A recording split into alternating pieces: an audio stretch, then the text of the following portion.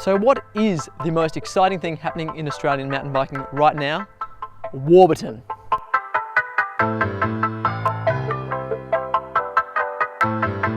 What?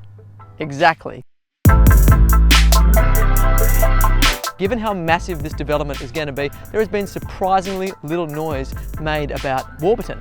But we had a chance to visit this town last week, and I think it's fair to say that my mind was comprehensively blown by what I saw there. The potential is enormous.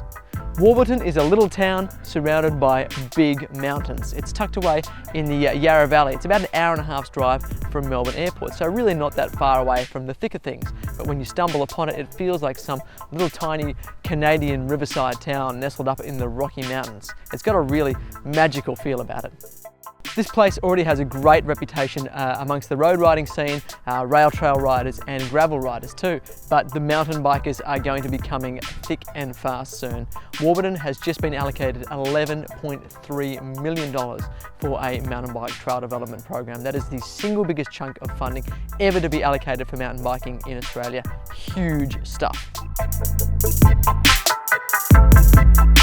The plans that we've seen for this place are staggering. There's over 110 kilometres of trails that's going to be going in, spread across 3 different hillsides around town, including a 22-kilometre descending trail from the top of Mount Donabawang, which tops out at around 1,300 metres, all the way back down into town itself. So over a kilometre of descending in that trail alone.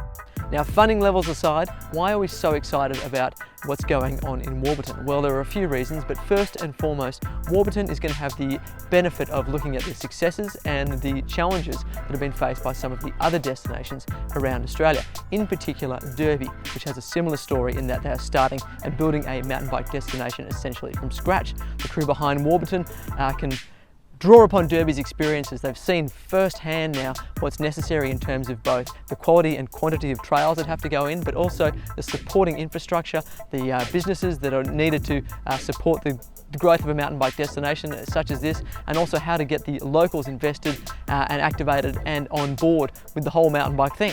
You don't have all the hang-ups that are associated with the legacy of illegal trail building. Essentially, you can start from scratch building the best trails with the best outcomes for everyone. The terrain around the area is simply out of control as well. As I said before, the hillsides are massive, they are steep and they are beautiful. They're covered in these huge towering gums. The soils beneath them are all loamy. It's a beautiful cold climate rainforest, huge ferns. It's really the best stuff you can imagine for building trails in here in Australia. The dirt is absolutely fantastic. And of course, it's all centered around the bubbling Yarra River as well, which rolls straight through the middle of town. And it's really easy to picture yourself coming down that hillside straight to the bank of the river for a beer to chill out after a big day of riding. Another aspect that has us excited is the area that the town sits in already. It's really cool. And you've got everything you need. You've got great food, you've got restaurants, accommodation, wineries, breweries, all that kind of stuff is nearby as well. Now, the next step, of course, is going to be building the trail offering to back up all this potential.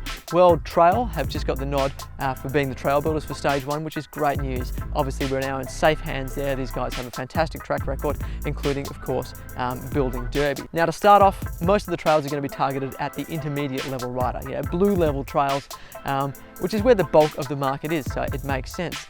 That said, we really do hope that there is scope to have some higher end gravity trails and some beginner trails as well. When we look at this terrain, we can see how it lends itself to both of those types of riding as well.